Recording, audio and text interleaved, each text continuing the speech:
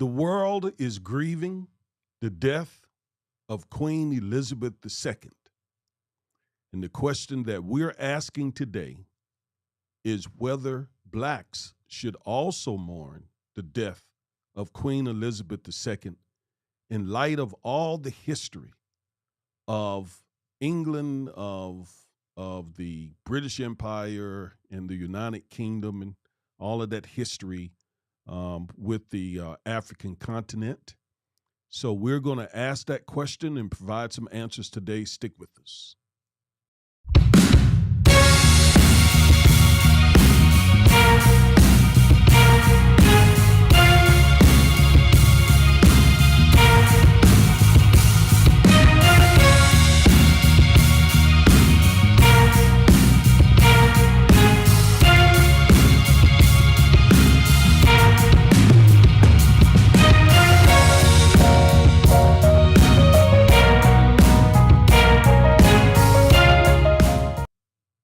All right. Thank you. Thank you for tuning in to the Defiant Lawyers. I am Augustus Corbett, aka the Minister of Justice, and I am blessed and fortunate to have with me today. I am attorney Chloe Corbett, also known as the Duchess of Justice.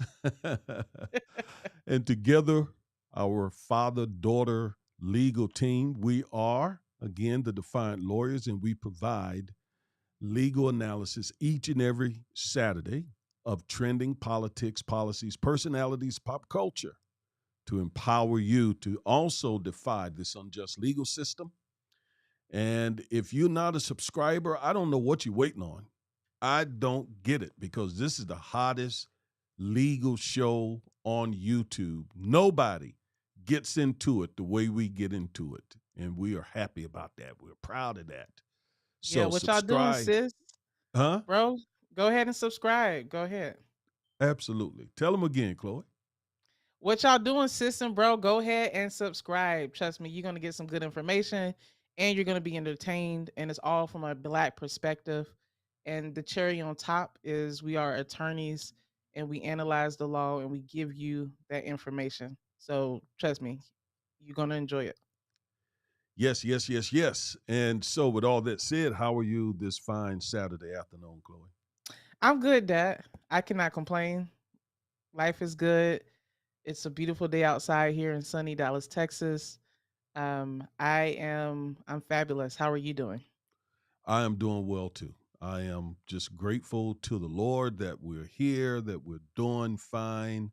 And so I have no complaints. And I got to give you a shout out for holding the channel down. I had some technical difficulties last Saturday.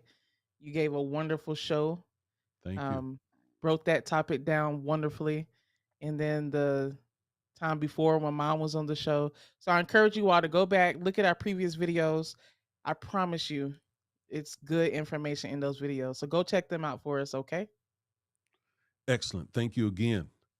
So, once again, today we're getting into the nitty gritty. We're getting into a what? Controversial, provocative topic? Yeah.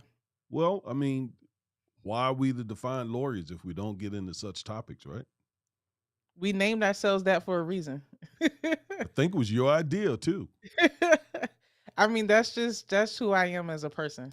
I just being defiant and not being shy to wade into these controversial topics and give our opinion, but based on facts and information. So it's not just opinion based on what we think, but it's actually backed up by evidence. That's what what you're gonna get here. And And the like you, question of the hour, well, like you said, as attorneys, we are defiant every single day of the week because we are yeah, defying. Who are we defying? We're defying, aggressive prosecutors. We're defying racist entities. We're defying insurance uh, companies. insurance companies and stingy corporations. I mean, we're constantly defying someone. So defiant lawyers is rather appropriate. You don't want to Yeah, it be, is. a weak go along lawyer. Can't do that for Yeah. your clients. Yep. So So, so so you got to be defiant. and the question of the hour is: should we as Black people be mourning the death of Queen Elizabeth? Um, Yeah, the question I is go. not can we as blacks mourn the death of Queen Elizabeth? Let me just point that out the second. But should we? Should Should we? we? Yes, should we? I'll give my feelings before we answer the question. Obviously, the news broke that Queen Elizabeth was sick, and like her doctors were Well, concerned. well, Chloe, let's go through some of the information we got before we share our views Okay. and kind of hold that suspense. Okay, kind of hold that. Let's not share just yet um, what we think on this. Let's lay some foundation. You know, as lawyers, we have to lay a predicate before we Yeah. introduce the evidence, right? Yep. Before we make the argument, we got to get the evidence before the people and kind of let them decide. So let's So go ahead and do it. let's do it then. All right. So we made some slides for you all. And so let's put those slides up. So the question is, should African Americans, should blacks, and we said blacks for a purpose, not just African Americans, but should blacks mourn the death of Queen Elizabeth II? That's the question. So let's go back a little bit. Um, I think the history, a brief history of the British monarch is appropriate. And it's very interesting, quite frankly. So the British monarchy dates back to the 9th century after the Anglo Saxons took power uh, over England following the Viking invasions. And for the next 13 centuries, the monarch passed down to successive family members via wars and agreements, etc. So Chloe, that's a really, really brief sort of introduction of the British monarchy. Um, you actually took this course, took the class, I think in high school, right? I don't think I did.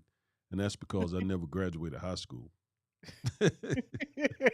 you know, I I was able to rebound, get a GED, and become a lawyer. Like who is it? D.L. Hughley. I am from the GED section.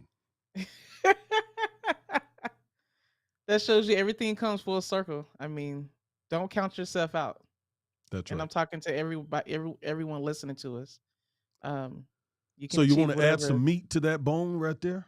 Uh, the how the Anglo Saxons took over after the Vikings invasions.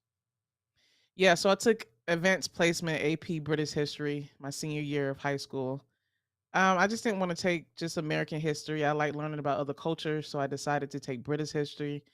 When I was younger, I was more interested in the monarchy and the royals. I mean, they're just full of like scandal. If you like drama and gossip and all of that, look at the British monarchy and the royals, because there is drama and scandal on top of all of that. Way worse than anything that the Real Housewives of Beverly Hills can do. So yeah, I took that course, and I mean, England was really just it was a small country. It was made up of a bunch of tribes. Even before the Anglo Saxons took over and the Vikings took over, it was ruled by the Roman Empire for generations upon generations. I mean, this is around when Christ was walking the earth. It was ruled by the Roman Empire. After the fall of the Western Roman Empire and then the Byzantine Empire of the Romans, um, Is it that the then was Byzantine? Is that the visit. Oh Byzantine? yeah, Byzantine. I know that little bit. So it's that just goes to show it's been ruled by different types of groups throughout many, many, many, many centuries, hundreds and hundreds and hundreds of years. So what the slide focuses on now is after the Vikings took over, it was then taken over by the Anglo Saxons, which was a group of tribes that were based out of England, Scotland, Ireland, all on that hour. I'm on that island, excuse me, and they just created this system that was just filled with so much strife and incest and violence and death. And it succeeded that way all the way up until Queen Elizabeth II, who just passed. So, and let me say this too, before we move on. It wasn't until, and this slide really gets into it, the Europeans had a lot of contact with Africa and began to exploit the African continent for its spices, its gold, its resources, that the monarchy then began to become what we know of it now as this gilded kind of pageantry type thing where it's based on gold. It has all of these castles and everything. Before then, waste was everywhere. It was a very just dirty kind of small country filled with a bunch of tribes. So I want to make sure that everyone knows that as well. It's not how we see it today until they made contact with Africa and these other countries and colonized it and exploited their resources. Yes, so that's when the trading system between Africa and Europe began. And as Chloe pointed out, it was a very unfair trading system. The Europeans would trade their rum, their liquor, you know, basically nothing for the gold, the silver, the very valuable minerals of the African continent. And so, if you do that for a couple of 100 years, which it did happen for a couple of 100 years, you're going to drain off, you're going to siphon off a lot of the African resources and enrich yourselves. And that's exactly what happened with Europe. They saw were able to really build an incredible amount of wealth because they were trading nothing for it, basically. And we all know the African continent is rich with very valuable resources, and that was the reason why the Europeans took such an interest in the continent. Okay. Yeah, gold, silver, ivory, porcelain, the spices, all of that came and was exploited from Africa. And what I want to point out too is people are, well, they say, well, the monarch, they didn't have any power. They were just there as a figurehead. No, when the Anglo-Saxons took over, and we're talking about these last few centuries, the monarch, it was a constitutional monarchy, so there was a constitution, but the monarch was still the head of state. Whoever the king or queen was still the head of state, and they had power to approve certain resolutions that parliament passed as well. So they were not just a figurehead, they were also complicit in this exploitation of Africa as well. I think that's a very important point. Today, the king now and Queen Elizabeth II were and are mere figureheads, but back then they ruled. They ruled England. Okay, they were king in every sense of the word. Um, there was not a parliament at that time. There was not a House of Commons and a House of Lords or something they call it over there. Didn't have that. That developed later, but as Chloe said, these folks were directly in control of this trading between Europe and Africa. Well, lo and behold, that trading evolved into trading for human beings. Mhm. Okay. Let me suggest a really good book, by the way, to help you really, really flesh this out. Years ago, when I was in college, I had this basic question in my head: how did the balance get so off between Europe and Africa? I mean, how did that happen? Why did that happen? And so I began to research. And one of the greatest books I came across was a book entitled How Europe Underdeveloped Africa. Mm. How Europe Underdeveloped Africa, written by Dr. Um, uh, Uh, now that I try to think of his name, it slips me. Walter Dr. Rodney. Rodney. Walter Rodney. Yes, Dr. Walter Rodney. He was the author of that book, and he explained. He was a professor, I think, from Guyana. In fact, he was assassinated. He was spitting out so much truth, he was assassinated. So um, he wrote this book in excruciating details and explained how that balance, that off balance occurred. So I recommend that book. You can pick it up on Amazon. So that trading system, Chloe, evolved into trading for human beings. Okay. And um, this all began with a man, Sir John Hawkins, in 1562. Um, he was the first known Englishman to trade for enslaved Africans. And Queen Elizabeth I approved and funded the next shipments of enslaved Africans. And the British slave system grew dramatically. It greatly enriched Britain, and it lasted for a little less than about 2.5 centuries. Um, and now, it is what it is. It happened. It happened, and it went on for a long time. I think Britain ended its uh, slave trade in 1833. I think it was. But from like 1562, the middle part of the 16th century, to the first part of the 19th century, they traded in many, many, many, many African slaves. And so imagine those several centuries of unfair trading, now several centuries of free labor. So no wonder, as you said earlier, Chloe, British was the England, and then the British Empire was able to become as wealthy as it became and as powerful as it became, because it was built on the wealth of the African continent and on the backs of African people. Yeah, and it's so important for us to point out this history and not let people forget it. Um, Doing research for this, I was listening to Ben Shapiro and some other conservative commentators Hmm. talk about Queen Elizabeth's death.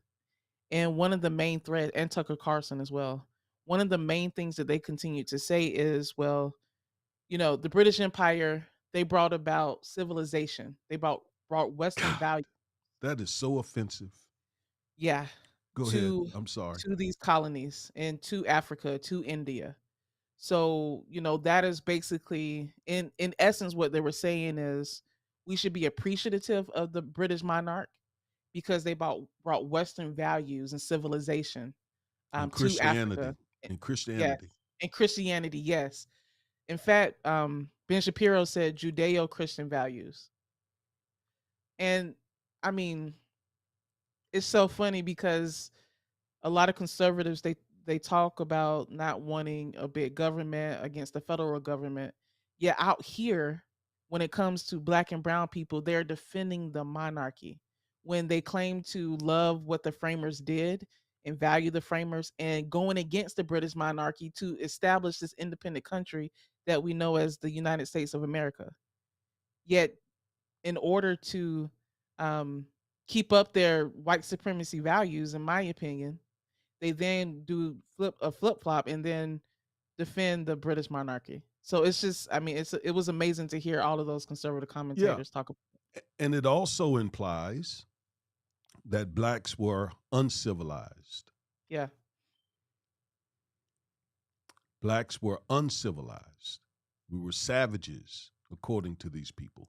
And this, I'm so glad you mentioned that, Chloe. I'm so glad you mentioned that, because this is 2022. This is September 10th, 2022. And you got networks, you have talking heads, politicians who are spewing this racist, white supremacist propaganda, these lies that Yep. Africans were uncivilized, that Africans were savages. Um, it Yeah. it takes your breath away, quite frankly. And Yep. um, And it's that not true. It's not true. of course it's Studying, not true. I mean, yeah, but even just studying the British monarch and what England was like when these kings were in place in the 13th, 14th, 15th, 16th centuries, England was the one that was undeveloped, Uncivilized. uncivilized. They then went to Africa, and because England, keep in mind, like the region that it's in, I mean, cold, frigid. They don't have a lot of native plants that grow there, really no spices. They don't have a lot of natural resources. That's right. So Yes. that's why they've always been in this sort of conquering Yeah. explorative mode, right? Because they don't have anything in that area. Yep. So they, they go up, they went about all the time trying to conquer other people. Yep. Filth everywhere in their cities. Just a disgusting place to be based on what I read. Versus you go to Africa where you see the waterfalls and the nature and the animals that were everywhere. Yet you want to call Africa uncivilized? I mean, it's just mind blowing. And who is uncivilized in the first place? Is it Yeah. the enslaver or the enslaved? I mean, the uncivilized one is the one who is so greedy that they will treat human beings like animals in order to take their wealth. That to me is uncivilized, Yep. right? Yeah. That those to me are the savages.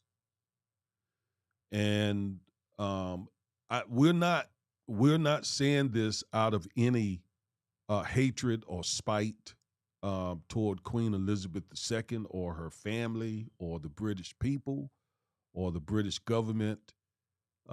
These are just facts. These are just facts. You may not be used to hearing them, but these are just facts. There was an unfair trade system. There was 2.5 years of slavery in Britain. And that's not it. There's more.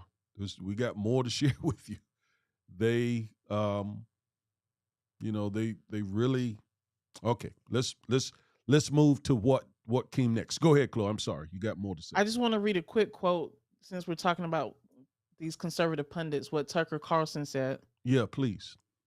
He said, a country in the quote, a country in the North Atlantic the size of Alabama that somehow took over the world and ruled it with decency unmatched by any empire in human history. The British Empire was not humane, I mean, was not perfect, but it was far more humane than any other ever. It's gone now, barely even remembered. Queen Elizabeth II was the last living link to a truly great Britain. He called the British Empire decency unmatched and far more humane than any other empire. What? We're gonna talk about some of the humaneness of the British Empire in a few moments. Yeah. That is white supremacy throughout. It is it is the reason why we're also going to spend a few minutes here talking about Joe Biden's Trump speech, where he talked about MAGA, Trump and the MAGA movement, which Tucker Carlson is a huge part of. And it's this what Trump did to the MAGA people, to that whole movement, is he essentially said, "Don't be ashamed of having conquered the world," as they put it. Don't be ashamed of building the British Empire.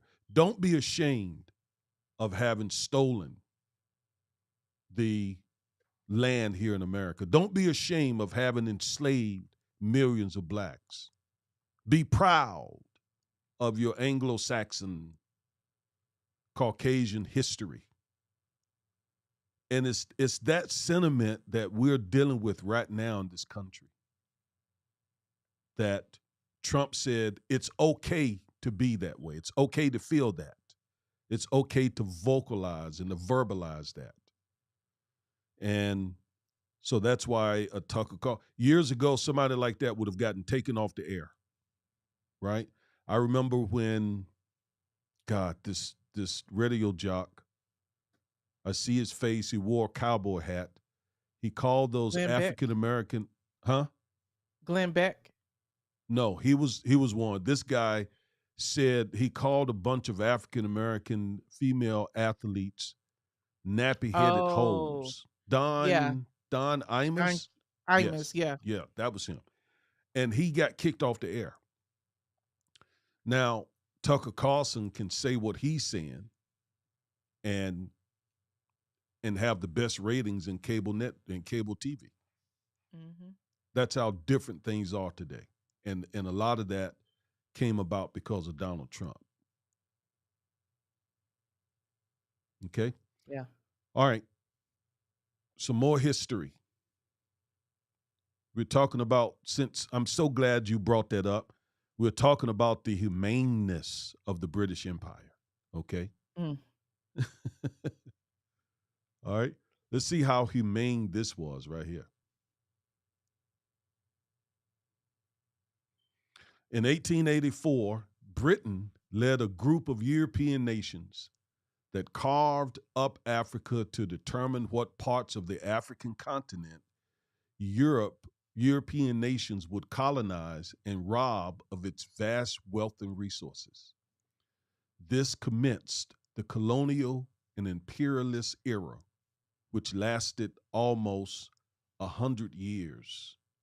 So, the Conference of Berlin, 1884 through 1885, these European nations, Britain, France, two biggest players, Portugal, Spain, all carved up Africa and said, you take that piece, I'll take that piece. You take that part, I'll take that part. And so they said, in essence, we're tired of just trading. We are tired of just bringing over their people to slave force. Let's just go over there and take it. Let's just take the continent. So let's go over there and just colonialize it. Let's go over there and make it a British colony or a French colony. We're tired of just bringing their stuff. We're just going to go over there and just take it from them. That's the humaneness. And Tucker Carlson says that was humane and that brought civilization to those savages, those uncivilized black people. Yeah. And they link it to Christianity, right?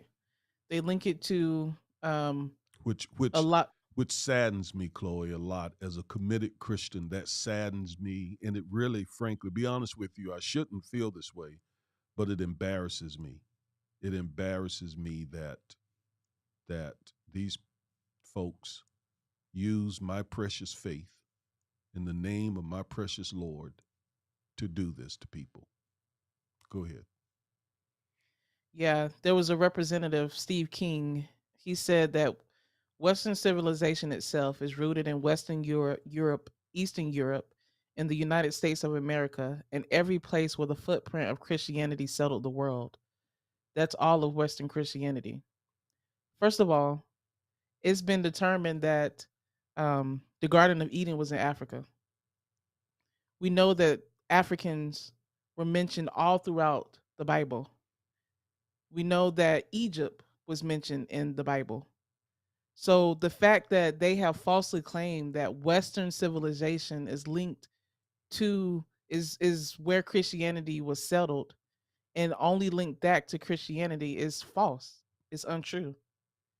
It is one of the biggest lies that they continue to tell. Well, let me add to that. I attended seminary for a year and had these conversations in my Southern Baptist seminary. I attended Southwestern Theological Baptist Seminary in Wake Forest, North Carolina. And I had these conversations, these tense conversations with some of my professors, all of whom were white. And I remember in one exchange, I said there were three of us blacks in the class, and I told them that morning, I said, okay, today I'm going for broke. I'm probably going to get kicked out of, I don't know what just happened right here. Kind of like it. Kind of like the black. Okay. Yeah, I don't know why that happened. Wow. But I told them, I said, I'm going for broke today. I'm gonna challenge this today. So I asked the question that I already knew the answer to. I said, isn't St. Augustine, wasn't he an African? And we know he was, Chloe, by history. He Yeah. was from he was from Egypt. He was an African. And the professor's face turned red. And he got really angry. And he said, no. I stood my ground and said, well, would you at least admit that he was a man of color? No. His face got redder. I mean, angry, visibly, shaken angry that I would dare make such a suggestion in class. So after class, we continued our conversation, and it was heated, but I stood my ground respectfully because not only was St. Augustine African, so was the Bishop of Polycarp. He was African. Um, if you come into the New Testament, Moses married a black woman. Her father, Chloe, was an African. Um, the first person to receive Christ in the New Testament was an Ethiopian eunuch.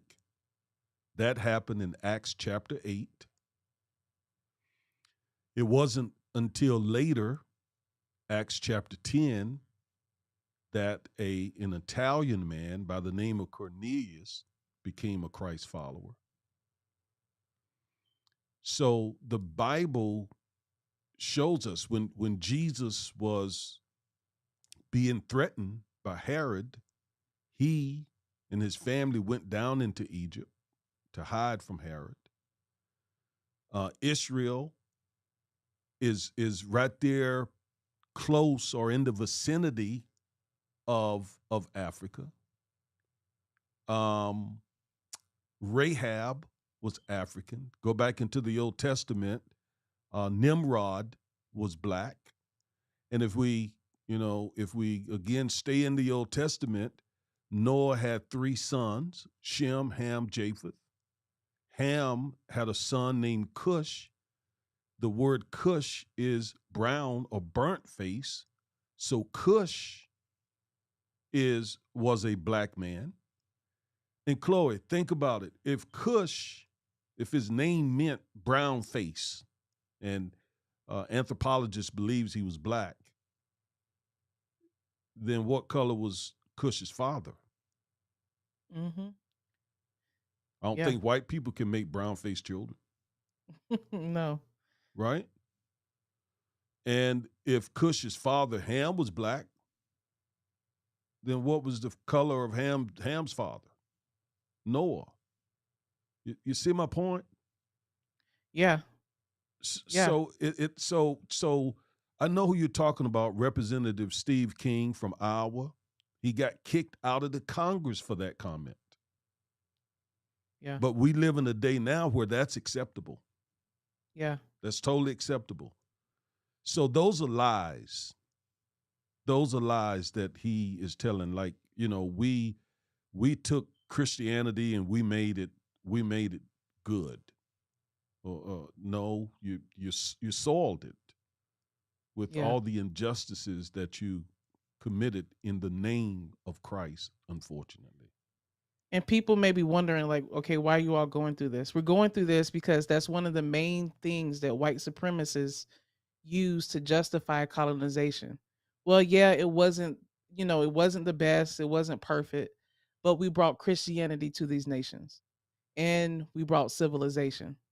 So we have to dissect the falseness of those statements so that people will know, one, no, you did not, because Christianity was already in Africa and That's in right. these other nations. Before it So reached it's no before justification. before it reached Europe, it was Yeah, already in Africa. Who because we all know a man by the name of Simeon carried Jesus's cross, a black man. What That's yeah, crazy. What these people saying? It's yeah. completely false. And again, this is all linked to Queen Elizabeth II because she is a direct descendant of the British monarchy. So we're going through, should blacks mourn the death of Queen Elizabeth II? All right. So speaking of Queen Elizabeth II, she was coronated Queen of the United Kingdom in 1953. By the way, the monarchy started ruling in that area over England at that time, and that England grew and became, after all the fighting, Chloe, that you were talking about. They kind of all got together and became the British Empire, and and um, after the British Empire folded, then they ended up being the United Kingdom, which they are today. So Queen Elizabeth was coronated Queen of the United Kingdom in 1953. And so when she actually started her reign as Queen Elizabeth, as the head of state for um, the United Kingdom and for many of the colonies that they had colonized, um, I mean, she was in support of colonialism, basically. Yeah. Yeah. Because I mean, she had been reigning for what, 10, 15 years while the African nations were getting their independence. Um Yes, and which started in 1959, 1960. I think the first country that gained its independence was Ghana. yeah, The president of Ghana at that time was a one of my heroes. His name was Kwame Nkrumah. yeah, And there were a few African leaders, presidents at that time. President Kenyatta, president not president, but he was a leader over there. Um, France Fanon, he fought the French. Sekou Touré. Um, these were men, of course, Nelson Mandela. These were men who fought to gain independence from the British people. Okay. yeah. And on top of all of that, at that point, the British monarchy had already made millions, if not billions of dollars Oh, it on was the exploitation. much more than millions, billions, Yeah, trillions, billions, probably. trillions Yes, trillions of for sure. dollars. Yeah, on the exploitation of this colonialism. Lord, colonialism. In I don't know slavery, why, huh? And in slavery. slavery, and the Yeah, trade system before that. exactly. So even and because I hear a lot of justification. Well, the queen herself was decent, and she didn't really give any of her political opinions, and so don't just blame it on her, but she was the beneficiary of a monarchy that benefited from slavery, colonialism, and unfair trading. That's the point where that we're trying to make. And she was still head of state That's right. at these times as well. Okay, so that brings us to this, and we're not bringing out, because of time. We're not bringing out all of the violence that went on as a result of colonialism. It was violent. It was brutal. Yeah. I watched a documentary of when the British conquered um, what now is known as Nigeria. In fact, they gave Nigeria that name, Nigeria, Yeah. as they did Almost all Zimbabwe. of the countries in Africa, Yeah, a bunch of them. Yeah, a bunch of them. like like Zimbabwe. They had named it Rhodesia, Yeah. um, after Cecil Rhodes, a British man. Okay, and people go to school now over in Europe and get Rhodes scholarships. I wouldn't take one because it's named after a very violent, brutal colonialist, Cecil Rhodes. But so um, she was, and by this time, you pointed out earlier that a lot of these people, the kings and queens in the earlier part of the British of the English monarch and British monarch, were in power. By the time Queen Elizabeth II took over, that power had been basically weakened, and she was just the head of state, but uh, still very influential, and she never. Yeah, in fact, let me pull this slide up. So the Mau Mau Rebellion. Okay, the Mau Mau Rebellion.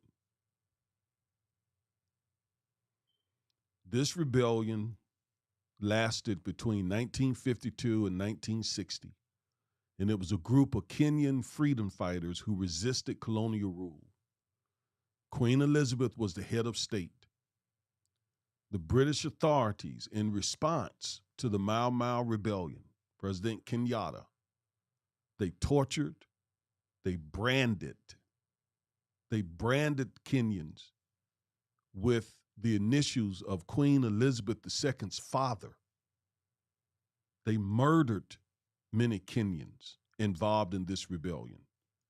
There are Kenyans alive today who still carry the physical and emotional scars from these people standing up to colonial rule.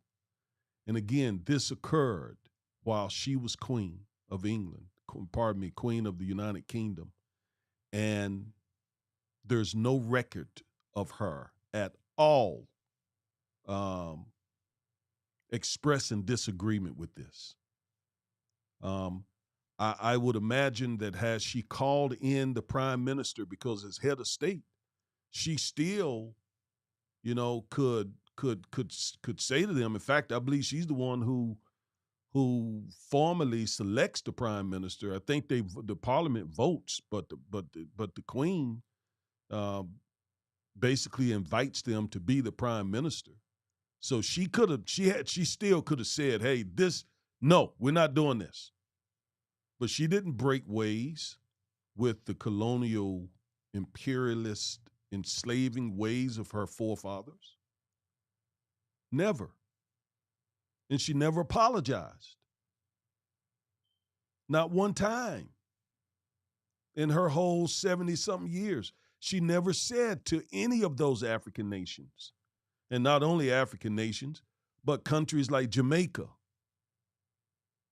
Barbados recently got their independence. She never acknowledged, never apologized for all of the harm and the damage that the British people did to Africans. She never did, and neither has now King Charles or his son. Um, what is his name? The older son, Prince Is it Charles? King Charles, but his son is he has Oh, two I know sons, one is Harry and Harry. Harry's the is and we the ain't even redhead. yeah. Well, Harry's the redhead, married to the black Yeah, woman. We ain't even I talked forgot the about. older son. Well, we haven't even talked about how they treated the black in law. Oh yeah, yeah. We ain't even Prince got there William. yet. Mama sent me Prince William. But they've been Yeah, the ones that come out strongest against, what the British Empire did with slavery and saying it was bad, but they never apologized. that's right. Even as recently as I think Prince William gave that speech in 2018, if I'm remembering correctly, no apology. And no offers of reparations for all the trillions you stole. Right. Yep. Yep. So Chloe, I guess that brings us to the question. Let me put this up here that you were going to answer in the very beginning. Let me just read this. When she died, Queen Elizabeth II had reigned for 70 years, give or take. Although Britain, the Queen, and her family profited immensely from colonialism, the unfair trading, slavery, she never apologized or tried to atone for the sins of her nation, her family, or herself against Africa, African people, or other peoples of color. And we haven't even talked about India, Oh yeah. Pakistan, and on and on. Ireland. Ireland. We haven't talked about, I'm specifically talking about peoples of color. Right. I mean, that Ireland, I don't know much about it, but that started back as they were fighting over who were going to rule the United Kingdom. Um, but what they actually did to people of color in their nations is atrocious. Those were atrocities, to make it clear. Yeah, what they did to India, I mean, wow. And Australia taking millions upon millions of acres of land from the Aboriginal people, which were people of color. Um, all of the infestation of drugs and violence that were taken to those people. I mean, it's just atrocious what they've done throughout history. Well, now you're getting ready to implicate even our country. When you think about Puerto Rico, when you think about Hawaii, the native Hawaiians, they Oh yeah, feel, yeah, I mean, they feel that an injustice has been done to their country by the United States government, as Africans feel and Native Americans here. The Alaskans, um, I mean, we so the and Philippines. the Philippines, that's right.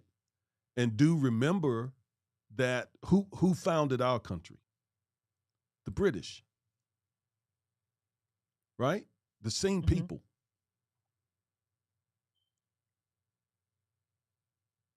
British colonies.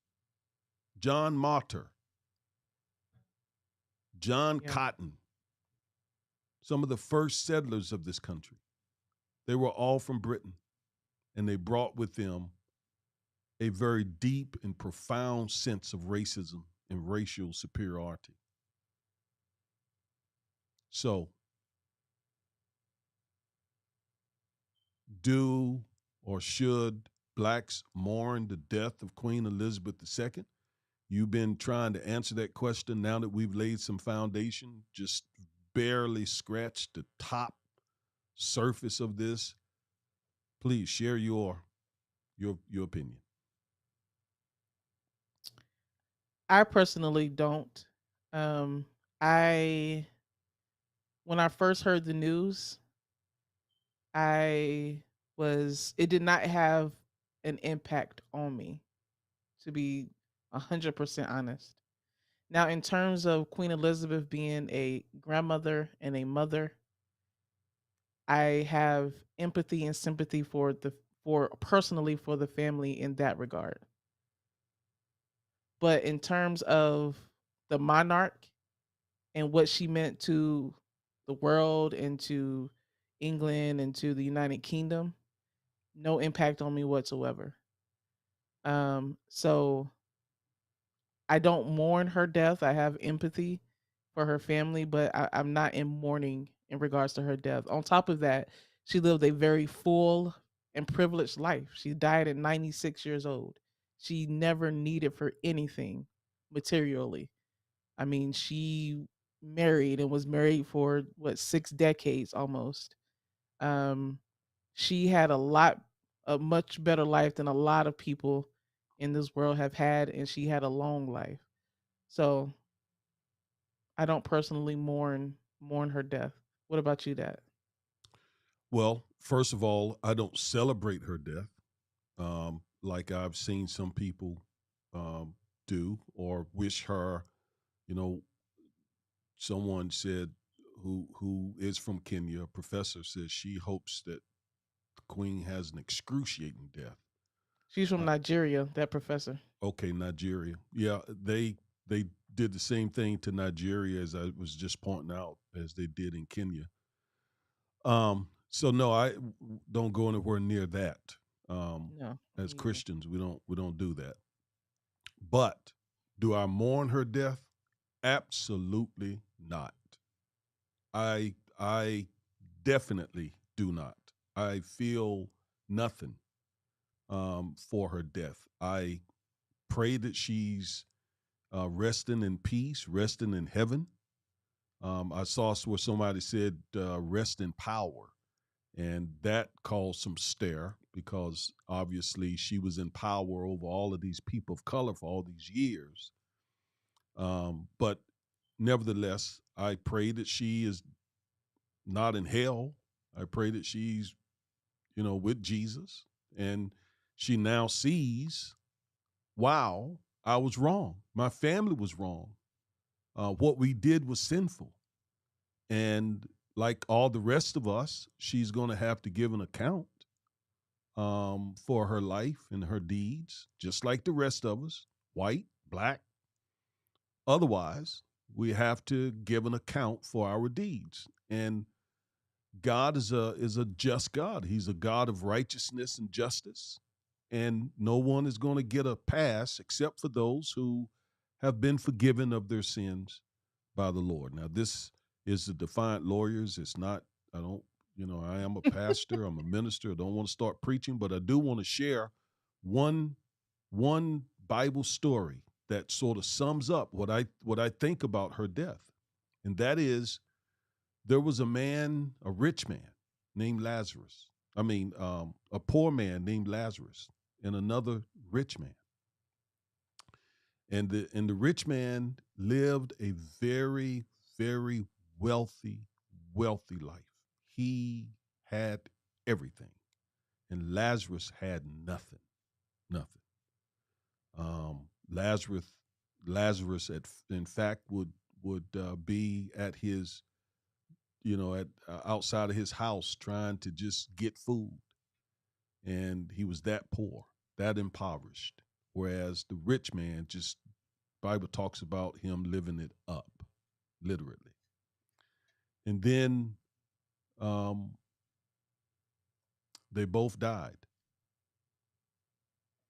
And the scripture talks about how Lazarus was taken into Abraham's bosom and comforted. But the rich man went to hell. And in hell, he prayed to Father Abraham to please send someone to tell my family that hell is real, that um, they need to get right. And Father Abraham said, no, if they won't listen to the preachers and so forth who are there preaching truth now, they ain't going to listen if we send somebody back. Besides, there's a big gulf between the two of you. And Lazarus, the rich man also said, well, send Lazarus to get me some water. How ironic that he called on Lazarus, like Lazarus was still his servant or somebody, to bring him some water. And and he said no. He said, "You remember Abraham? Father Abraham said, you remember in your life you lived it up and you enjoyed everything and you didn't do right by people. Well, now Lazarus is being comforted and you are not." So that sort of sums up um, what I think and what I feel. I pray that she didn't end up like Lazarus. I mean, like the poor man. Pardon me, the rich man. I pray she didn't. I really do, because you know hell is such an awful place that it's so awful you wouldn't wish it on your worst enemy. So I certainly don't pray that for her. I pray that she is with the Lord. But that story has significant meaning in situations like this. When you've done people wrong, and the scripture says that the first shall be last and the last shall be first. So all the many African people who have suffered, um, under the English and British and United Kingdom, the colonialism, slavery, and all that, I pray they can forgive those folks. But at the same time, I completely understand that they probably, some of them, feel even, you know, stronger than we do about this, about her death. So that's where I'm at. In some, I really, I'd be lying if I said I'm mourning. Why would I? I mean, first of all, I'm an American. I mean, I don't know nothing about that. I just know what her history is, and um, as you said, Chloe, her sons, her grandchildren, and all of that. Of course, they're hurting. They're in pain. So I pray for their comfort.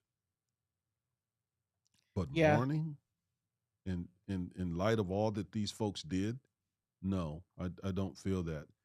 And before we get off, Chloe, let's talk a little bit about Meghan Markle.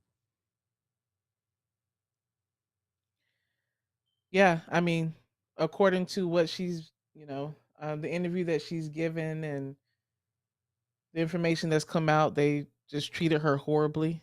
And The and the and her husband Harry confirmed it. Yeah, and he confirmed it. And you know, I remember them talking to Oprah, and there was a royal family member who asked what the color of her child would be. Um, and it's speculation that that was King Charles, allegedly. I don't know. But so yeah, the first non-black person really to marry into the British monarchy that we know about, and she gets treated like that as a biracial woman. So imagine if she were um, a A bl- full African descendant of slaves. I yes, mean, or yes, darker complexion. and Um, it was true because Harry confirmed it, and he sacrificed his royal standing to support his black wife. He wouldn't have done that had it not been true the way that she was being treated. well, apparently the British monarchy.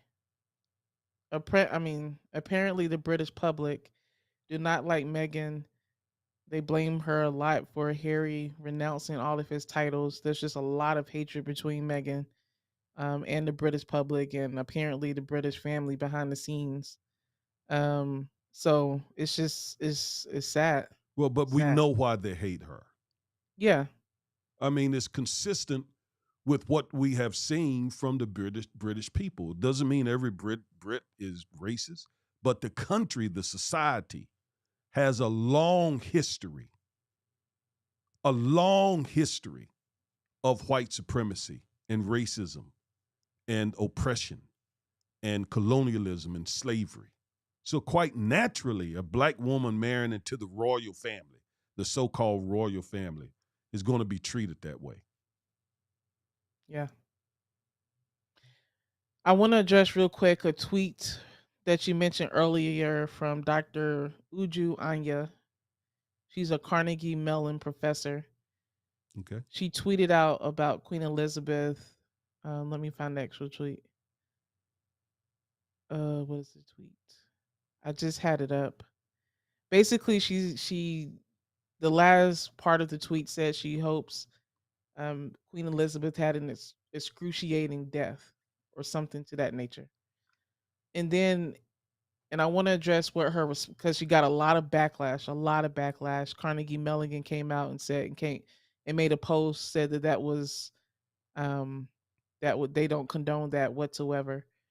Then she gave a fuller explanation of her tweet, and I want to read a portion of it. She said, quote, "I am the child and sibling of survivors of genocide.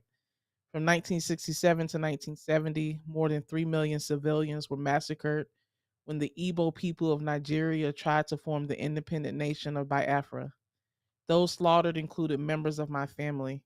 I was born in the immediate aftermath of this genocide, which was directly supported and facilitated by the British government, then headed by the monarch Queen Elizabeth II. This support came through political cover, weapons, bombs, planes, military vehicles, and supplies the British government sent to kill us and protect their interests in the oil reserves on our land. My people endured a Holocaust, which has shadowed our entire lives and continues to affect it because we're still mourning incalculable losses and still rebuilding everything that was destroyed." I'm going to go on down. Some may not approve of how a survivor of state violence expresses their opinion on those who harm them, but all should know that colonizer is not an abstract word for me, nor is the blood drenched legacy of Queen Elizabeth II and the British monarchy something I've only read about in history books. End quote. I mean, do I condone the original post that Professor Anya made in terms of wanting Queen Elizabeth to have a excruciating death? No. But understanding how directly her family was impacted by the actions of Queen Elizabeth II and the British monarchy, I think she explained it very well how she feels and what she meant by that tweet. And I think it cuts to the core. Unfortunately, there is a blood drenched legacy of Queen Elizabeth because Queen Elizabeth was a direct descendant and a beneficiary of what the British Empire did around the world and in colonizing and enslaving Africans. And never went on the record in condemning any of it, Chloe. I Yeah. watched a documentary about how Britain conquered the area that the professor talks about. It was brutal. They used this thing called a Gatling gun. The native Africans were trying to fight them with bow and arrows and spears. They had these Gatling guns that was created by an American, and they had black men using these Gatling guns on other on other blacks, Africans. And they killed in one instance about 300 of them, just mowed them down with these Gatling guns. Okay. Um, yeah, I don't condone her having that sort of deep bitterness, hatred sounds like for Queen Elizabeth II. I'm a Christian. We have to love even our enemies. But I completely understand, totally, how she feels. Totally. Don't condone it, but I completely understand it. We're scratching the surface of the evil that has been done to black people by the British. Now I want to show one last image, and this is an image that that the British gives out to certain people who are knighted. And if you look close at this image, and people told the Queen of England, we need to get rid of this. And she refused. But this is a medallion that has a white man standing on the neck, on the back of what appears to be a black man. And if you notice, the white man has wings. So the white man is supposedly Michael, the archangel. And the black man is supposedly Lucifer, Satan. How much more racist Mm. can this be? And false. Because Michael, the archangel, is not even a man, first of all. And there's no record that he's white. And Lucifer is not a man either. He's an archangel, or was, still an angel. And there's no biblical record that he's black. So the image here is a very powerful image that is designed to send the message of white supremacy. And when I first saw it, I literally thought about George Floyd. Yeah. It is no wonder why a police officer, white police officer, would put his knee on the neck of a black man and choke him to death, or why a group of white men will lynch black men, black people, and all other kinds of things when you got these kinds of images that are coming from the head of state of one of the most powerful countries in the world. Okay? So, Wow. I mean, I think we answered that question, folks. What do you all think? Are you all mourning the death of Queen Elizabeth? And do you think black people across the world should? now very quickly, Joe Biden, the speech he gave, where he called MAGA people, in a private speech, he called them sort of pre-fascists. In his televised speech, he didn't use those terms, but he said that they were enemies of democracy. I must agree with them. I must agree with them. And a lot of what's coming out of the MAGA crowd um, emanates from the racial hatred that you see with the British people, because again, this country was a colony, was a British colony, and so many of the founders were British, and they brought that racism over here with them, and we've been suffering from that ever since. And this mega crowd, and I agree with Joe Biden. That doesn't mean all Republicans. By the way, I'm not a Democrat or Republican. Um, Not all Republicans agree with that MAGA approach, but enough to where Trump is still in control of the GOP. And so I agree with Biden that um, that the MAGA crowd is an enemy to democracy, and we've not seen the last of them. We have an election coming up. You mark my words. Mark my words. This 2022 election that's coming up could be very bloody. And the 2024 could also be very bloody. I pray it's not. But The country's in a mess right now.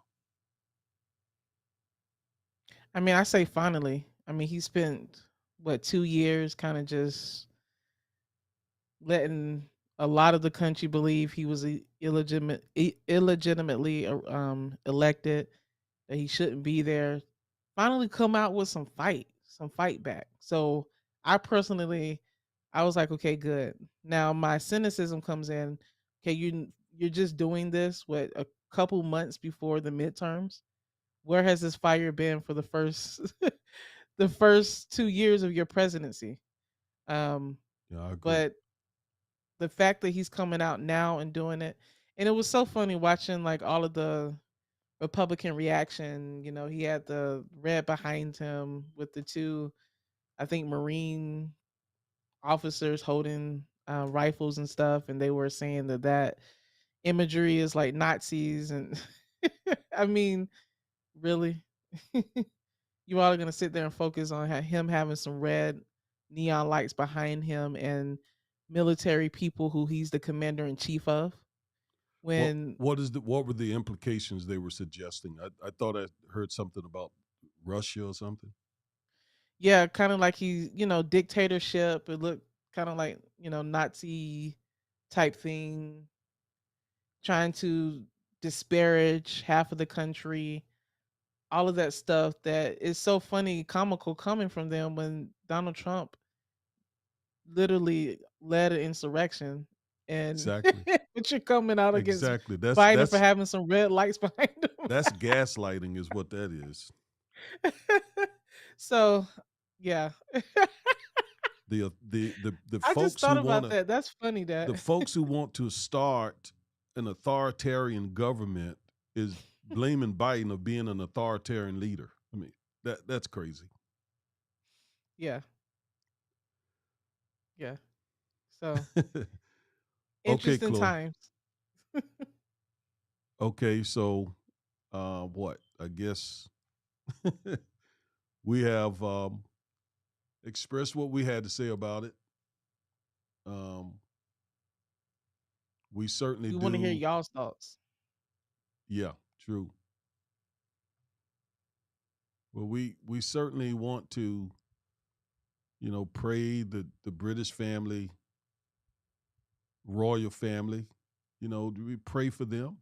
We're not.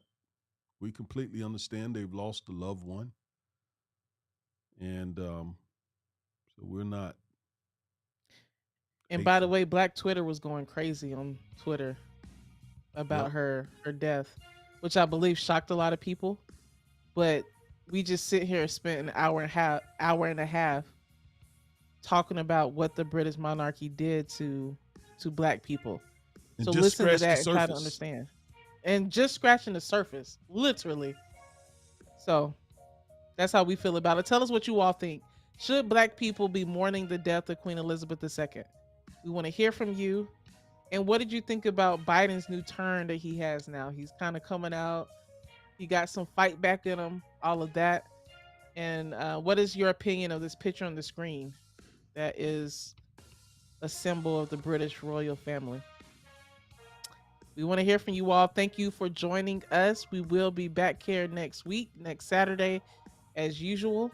We will be providing all of the trending politics, policies, personalities, and pop culture from a black perspective to give Chlo- you that information. Chloe, do you mind if I just very quickly um, just acknowledge the a comment that was made by Nashawn Don's.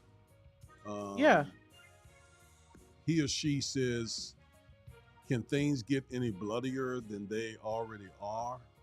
And oh, it's a she. I'm sorry, I see her picture. And do you think Oprah will be invited to the funeral? Can things get any bloodier than they already are? I agree. They're already very bloody around the country.